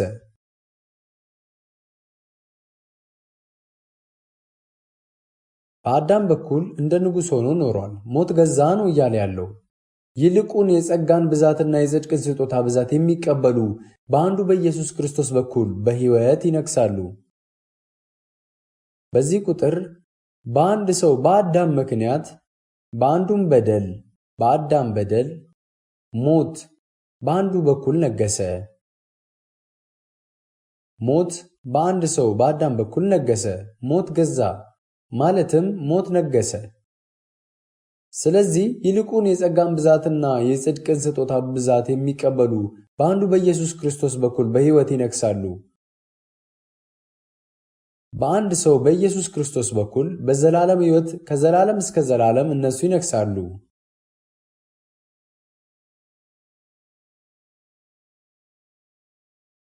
መቶ ዓመት እንኳን ኖሮ የማያውቁ ይህንን የማያውቁ ሞኝ ሰዎች ረጅም ዕድሜ ያኑርህ ይላሉ። ይህ ተስፋ የሌላቸው ሰዎች የሚፈልጉት ነገር ነው። ወደ ዮሐንስ ራእይ የመጨረሻው ምዕራፍ እንሂድና ምን እንደሚል እንመልከት።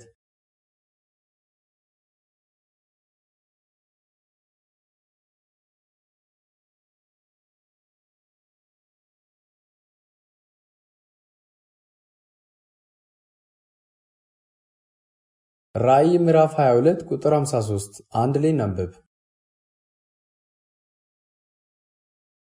ምዕራፍ 22 ቁጥር 53 ከእንግዲህም ወዲህ ሌሊት አይሆንም፣ ጌታ አምላክም በእነርሱ ላይ ያበራላቸዋልና የመብራት ብርሃንና የፀሐይ ብርሃን አያስፈልጋቸውም፣ ለዘላለምም እስከ ዘላለም ይነግሳሉ።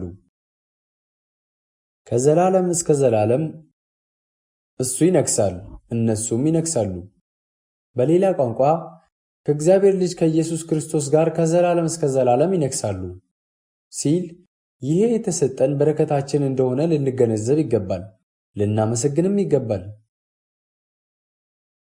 ብዙ ሰዎች ወደ ሺህ መንግሥት ስንሄድ በ12 ከተሞች ላይ እንድንገዛ ስልጣን ይሰጠናል። ግን ወደ 1000 ዓመት መንግስት ለ1000 ዓመታት ብቻ በዛ መሆን ለምን መሄድ እንፈልጋለን ይላሉ። ያ ብቻ በቂ ካለመሆኑ የተነሳ ነው እግዚአብሔር ከዛ በኋላ ሌላ ነገር ያስቀመጠልን። ልክ እንደ ስልጠና ጊዜ ሆነውን ይህንን ጊዜ ብዙ ሰዎች አጥብቀው ይፈልጋሉ። ግን መልሰው እንደዚህ ብለው ይዘምራሉ። በወደቡ ላይ ኑሮ በወደቡ ላይ የኖርኩኝ ነው፣ ፈዋሽ ውሃዎች በሚፈሱበት ቦታ የኖርኩ ነው። አዎ ከዘላለም እስከ ዘላለም እንደምንኖር እና ከዘላለም እስከ ዘላለም ድረስ እንደምንነግስ እሱ አስተምሮናል። እንዲህ አይነት በረከት አለን። ስለዚህ ከኤደን ገነት ስለመባረራችን እያሰብን ለመተከዝ ምክንያት የለንም። ምክንያቱም እግዚአብሔር በዚህ ሁሉ ሕመሙ ከሰው ጋር ነበር። ለዘላለምም ሊያቆየን እግዚአብሔር ከኢየሱስ ክርስቶስን ላከው።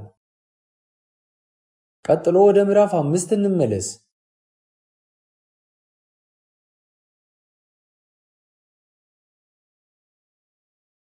ቁጥር 17ን ደግመን አንድ ላይ እናንብበው። በአንዱም በደል ሞት በአንዱ በኩል ከነገሰ ይልቁን የጸጋን ብዛትና የጽድቅን ስጦታ ብዛት የሚቀበሉ በአንዱ በኢየሱስ ክርስቶስ በኩል በሕይወት ይነግሳሉ።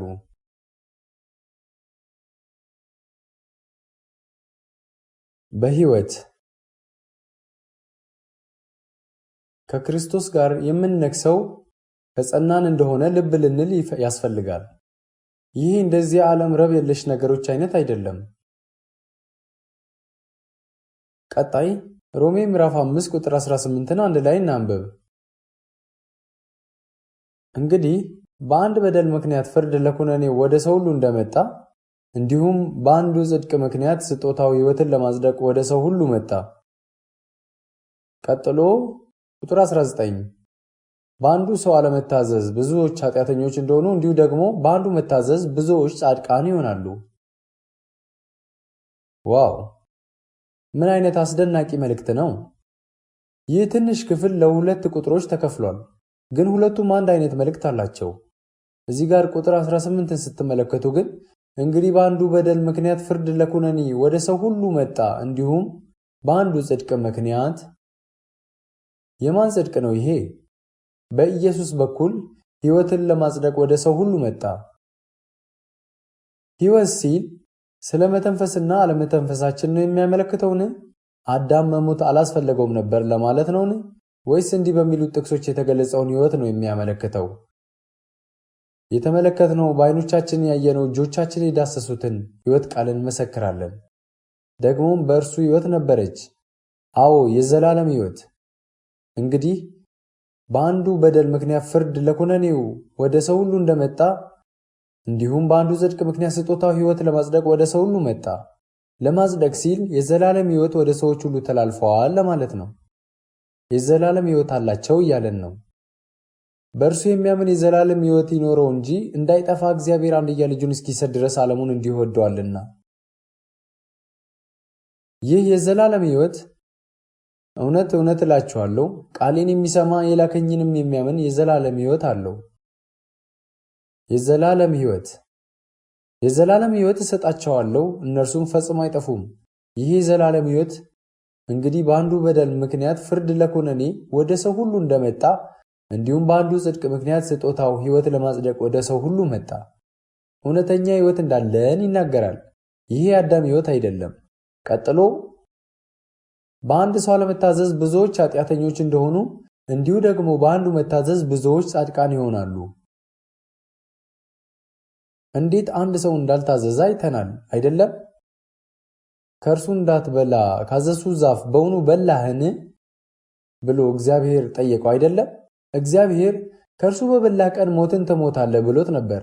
እርሱ ግን አመፀና ከእርሱ በላ። ያለመታዘዝ መነሻ ሆነ። ካለመታዘዝ አባት ነው የተማረው፣ ምክንያቱም በዲያብሎስ ስለተታለለ። እዚህ ጋር በቁጥር 18 እንዲህ ይላል፣ እንግዲህ በአንድ በደል ምክንያት ፍርድ ለኩነኔ ወደ ሰው ሁሉ እንደመጣ እንዲሁም በአንድ ጽድቅ ምክንያት። እዚህ ጋር ቁጥር 19 ላይ ደግሞ እንደዚህ ይላል፣ በአንዱ አለመታዘዝ ብዙዎች ኃጢአተኛ እንደሆኑ እንዲሁ ደግሞ በአንዱ መታዘዝ ብዙዎች ጻድቃን ይሆናሉ። በአንዱ መታዘዝ ስለሚለው ቃል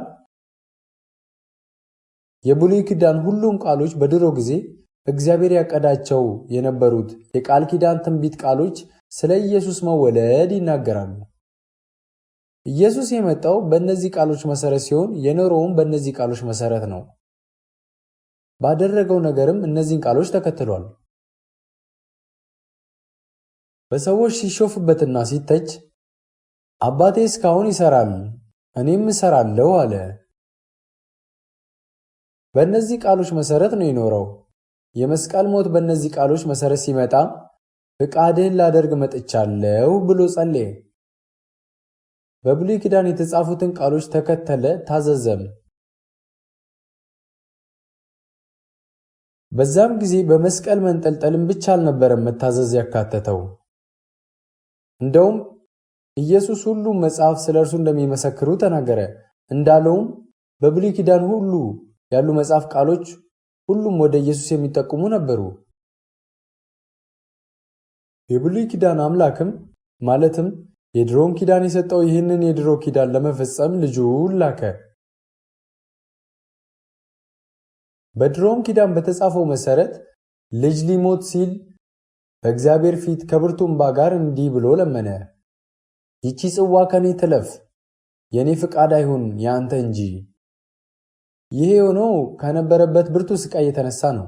ስለዚህ እሱ የመጣው የብሉይ ኪዳን ቃሎችን ለመፈጸም ነው፣ በዛም መሰረት ለመታዘዝ። በመጽሐፉ ጥቅልል ስለ እኔ እንደተጻፈ ፈቃድህን ላደርግ መጥቻለሁ እንደሚል ኢየሱስ እንደ ፈቃዱ ሞተ፣ ለእግዚአብሔር ፈቃድ ታዘዘ። ኢየሱስ የዚህ አምላክ ልጅ ነበር። ወደ ዕብራውያን መልእክት እንሂድ።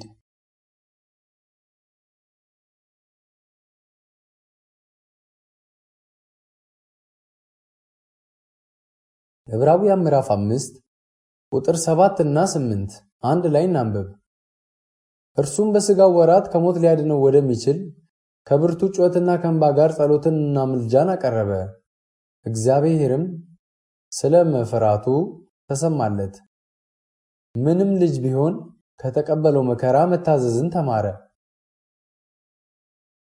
በምስሉ እንደ ሰው ተገኝቶ ራሱን አዋረደ፣ ለሞትም የታዘዘ ሆነ። ታዘዘ፣ መታዘዝን ተማረ። በሞቱ ከአዳም አለመታዘዝ ፍጹም ተቃራኒ በሆነ መንገድ ተራመደ። የእግዚአብሔር የዘላለም ዕቅድ ከሆነው መታዘዝ የተነሳ የቀደመው ኪዳን ቃሎች በሥጋው በኩል መታዘዝን ያሳየው ሥጋ የለበሰው ቃል ነው። እንደ እግዚአብሔርም ቃሎች መሰረት በመካከላችን ማደሪያውን አደረገ። በእርሱ በኩል የሆነው መንፈስ ቅዱስ መገለጥም አዲስ ኪዳን ለመጀመሩ ማሳያ ነው። የአዲስ ኪዳን ነው። አዲስ ኪዳን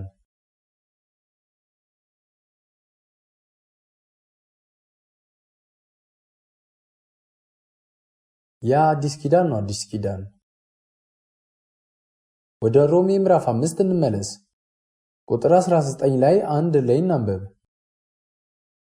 በአንዱ ሰው አለመታዘዝ ብዙዎች ኃጢአተኞች እንደሆኑ እንዲሁም ደግሞ በአንዱ መታዘዝ ብዙዎች ጻድቃን ይሆናሉ። በአንዱ መታዘዝ በኢየሱስ ሲመጣ ስላሳየው የአንድ ጊዜ መታዘዝ ብቻ አይደለም የሚያወራው። በዲያብሎስ በተፈተነ ጊዜ እንኳ ኢየሱስ ተብሎ ተጽፏልና እግዚአብሔር ይል ነበር። ሁሉንም ነገር የፈጸመው እግዚአብሔር በተናገራቸው በተጻፉት ቃላት መሰረት በእግዚአብሔር ፍቃድ መሰረት ነው። ስለዚህ እንዲህ ይላል፣ በአንዱ ሰው አለመታዘዝ ብዙዎች ኃጢአተኞች እንደሆኑ እንዲሁ ደግሞ በአንዱ መታዘዝ በኃጢአት ለወደቀውና በችግሮቹና በእርግማን ይኖር ለነበረው ሰው ያዘነውን የእግዚአብሔርን ፍቃድ ኢየሱስ ታዘዘ።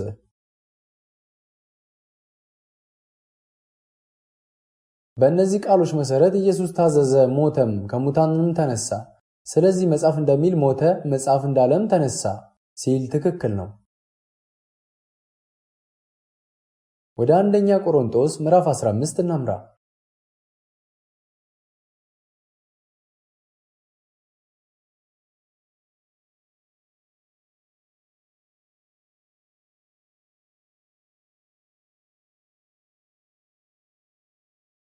ምዕራፍ 15 ቁጥር 3 እና 4ን አንብብ። እኔ ደግሞ የተቀበልሁትን ከሁሉ በፊት አሳልፌ ሰጠኋችሁ፣ እንዲህ ብዬ መጽሐፍ እንደሚል ክርስቶስ ስለ ኃጢአታችን ሞተ፣ ተቀበረም፣ መጽሐፍም እንደሚል በሦስተኛው ቀን ተነሳ። ይህ መታዘዝ መጽሐፍት ሲል አዲስ ኪዳንን አያካትትም። ኢየሱስ የታዘዘው በብሉይ ኪዳን መሰረት ነው። የሞተውም በእነዚህ ቃሎች መሰረት ነው። እነዚህም ቃሎች ኢየሱስን አስነሱት፣ የቃል ኪዳን ቃሎች። ወደ ምዕራፍ 5 እንመለስ።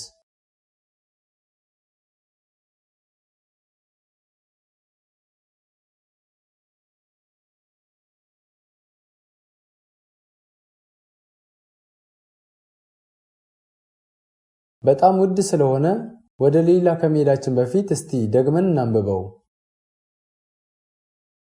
በአንዱ ሰው አለመታዘዝ ብዙዎች ኃጢአተኞች እንደሆኑ እንዲሁም ደግሞ በአንዱ መታዘዝ ብዙዎች ጻድቃን ይሆናሉ።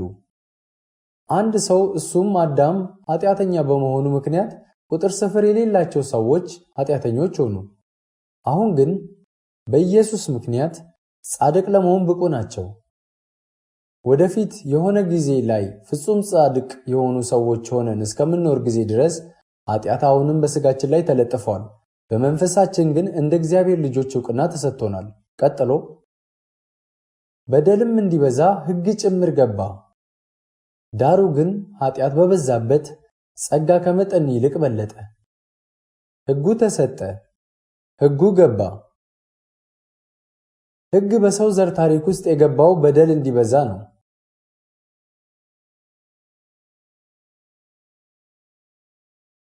ሕጉ የገባው ኃጢአትን በተሻለ መልኩ እንድንረዳው ስለ ኃጢአት ሊያስተምረውን ነው።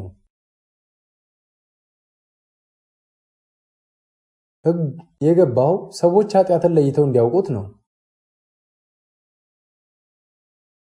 ሕግ ባይሆን ኃጢአትን ባላወቅኩም ነበር፣ ነገር ግን ከሕጉ የተነሳ ኃጢአተኛ እንደሆንሁ አስተውላለሁ። እዚህ ጋር የሕግን ጥቅም ያስረዳል። በሕግ ባይሆን ኃጢአተኛ እንደሆንኩ አላውቅም ነበር። መጽሐፍ ቅዱስ ሕጉ የመጣው ኃጢአተኛ እንደሆናችሁ እንድትገነዘቡ ዕድል ለመስጠት ነው ይላል። ስለዚህ ሕጉ ወደ ሰው ዘር ታሪክ ውስጥ የመጣው ሁሉም ሰው በጣም በእርግጠኝነት ኃጢአት እንዳለበት በግልጽ ለማስተማር ነው። ሕጉን በመጠበቅ ጻድቅ የምንሆንበት አንዳችን መብት ሕጉ አልሰጠንም ነበር። ስለዚህ እዚህ ጋር እንደዚህ ይላል፣ በደልም እንዲበዛ ሕግ ጭምር ገባ። ሕጉ ስለተሰጠ በጣም ብዙ ተጨማሪ ኃጢአቶች እንዳሉባችሁ ትገነዘባላችሁ። ለምሳሌ ቀኑን ሙሉ በጣም አቧራ ባለበት ቦታ ተቀምጣችሁ ይሆናል፣ ወይም ብዙ ጥላሸት ባለበት አካባቢ ነበራችሁ። ከዛም በመስታወት ፊት ስትቆሙ መስታወቱን ከማየታችሁ በፊት ያላስተዋላችሁ ቢሆንም አሁን ግን እንዲህ ነበር ቀኑን ሙሉ የዋልኩት አላወቅኩም ነበር ትላላችሁ። በዛ ሁኔታ እንዴት ቀኑን ሙሉ እንደቆያችሁ ትደነቁና ፊታችሁን ትታጠባላችሁ። ሕጉ ስለሚሰጠው ነገር ስንመጣም ሕጉን ስትመለከቱ ያላችሁበትን ሁኔታ ለማየት ሕጉ ጥሩ ዕድል ይፈጥርላችኋል። ቀጥሎ ቁጥር 20 እና 21ን አንድ ላይ እናንብብ። በደልም እንዲበዛ ሕግ ጭምር ገባ። ዳሩ ግን ኃጢአት በበዛበት ኃጢአት በሞት እንደነገሰ እንዲሁ ደግሞ ጸጋ ከጌታችን ከኢየሱስ ክርስቶስ የተነሳ በጽድቅ ምክንያት ለዘላለም ሕይወት ይነግስ ዘንድ ጸጋ ከመጠን ይልቅ በለጠ። ይህንን ጥቅስ ስትመለከቱ ሕጉ የተሰጠን ኃጢአትን የተሻለ እንድናውቅና ኃጢአትን የተሻለ እንድንገነዘብ እንደሆነ ይናገራል። በደልም እንዲበዛ ሕግ ጭምር ገባ ሲል ሕግ ባይኖር ኖሮ ኃጢአትን ኃጢአት ብለን ለይተን ማወቅ አንችልም ነበር ማለት ነው። ሕጉ ግን ገባ፣ የእኛም የውስጥ ትግልና ግጭት ባሰ። ይህንንም በራሳችን ልማድ ተገነዘብን። ከሕጉ ጋር የተያያዘ ኃጢአትም ሰዎች ሕጉ በዓለም በመሰጠቱ ምክንያት መፈጸም ጀመሩ። እናም እነዚህን ሰዎች በተመለከተ ኃጢአት በበዛበት ጸጋ ከመጠን ይልቅ በለጠ ሲል ሕግ ለይቶ በጠቆማቸውና ባጠመቃቸው ኃጢአት ጉዳይ ጸጋን መቀበል በጣም ቀላል እንደሆነ ለማመልከት ነው። ቀጣይ ቁጥር 21 ኃጢአት በሞት እንደነገሰ ይላል። ትርጉሙም በአዳም ምክንያት ኃጢአት በሞት ነገሰ፣ ጸጋ በጽድቅ ምክንያት ነገሰ።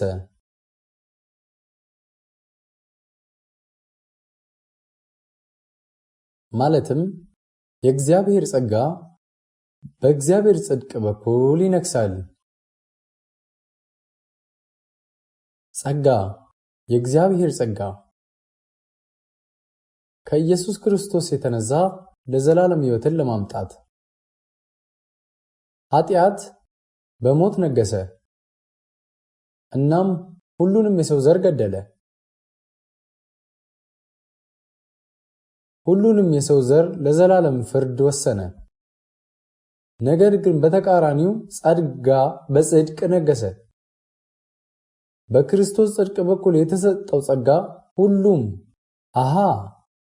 ይሄ ነው የእግዚአብሔር የሰጠን ሰላም የሚለውን እንዲገነዘቡ አስችሏቸዋል። ይሄ ነው የእግዚአብሔር የሰጠው ጸጋ። ከክርስቶስ የተነሳ የዘላለም ሕይወትን ለማምጣት። የዘላለም ሕይወትን ወደ መውረስ የመጣ ነው በኢየሱስ ክርስቶስ በኩል ነው።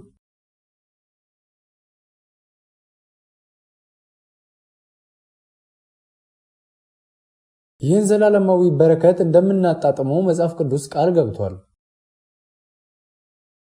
በሮሜ ምዕራፍ 5 ይህ ቃል ተገብቷል። በሰው ዘር ታሪክ ውስጥ ማለትም በአዳም ምክንያት ሰው ከመጥፋት ውጭ አማራጭ በሌለው ታሪክ ውስጥ ሰው ሁሉ በኢየሱስ ምክንያት ወደ መጽደቅና ከዘላለም እስከ ዘላለም ዘላለማዊ ሕይወት ወደ መቀበል መጥቷል። በዚህ የክብር ቦታ እንዳለን በማሰብ መጽሐፍ ቅዱስን በጥንቃቄ ካነበብነው ከማመስገን ውጭ ምንም ልንል አንችልም። ይህንን ስንረዳ ተጠለን ነበር፣ ከተስፋ መቁረጥ ውጭ አንዳች የሌለን ተስፋ ቢስ ነበርን። ነገር ግን በኢየሱስ ምክንያት እንዲህ አይነት አስደናቂ በረከት ልንቀበል በቅተናል። እንጸልይ።